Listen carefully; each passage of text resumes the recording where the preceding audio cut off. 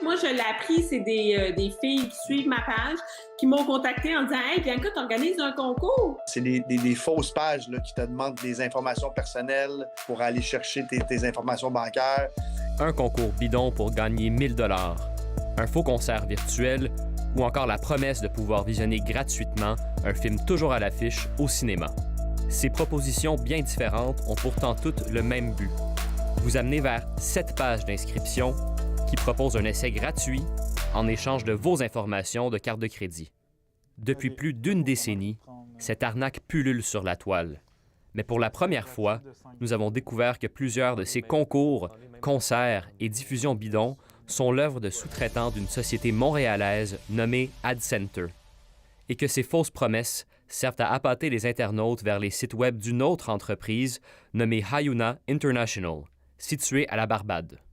Ces deux compagnies sont liées à la même personne, l'homme d'affaires montréalais Philip Keyser.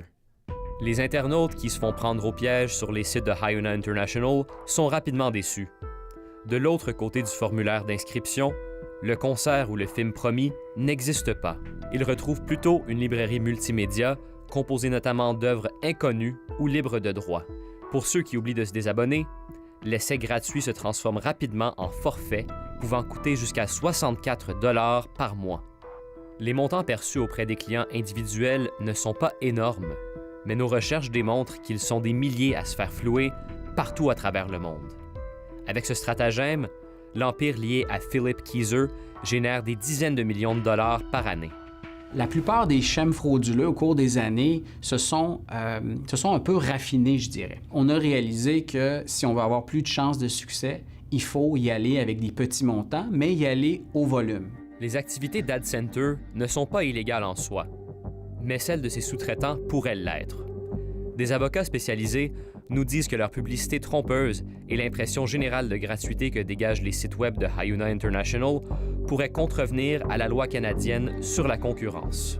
Philip Keyser n'a pas donné suite à notre demande d'entrevue, mais un avocat représentant Action Media, autre nom pour AdCenter, nous a répondu que l'entreprise niait vigoureusement toutes les allégations et que les allégations contenues dans notre reportage sont fausses, trompeuses et carrément diffamatoires. Nicolas De Rosa, Radio-Canada, Montréal.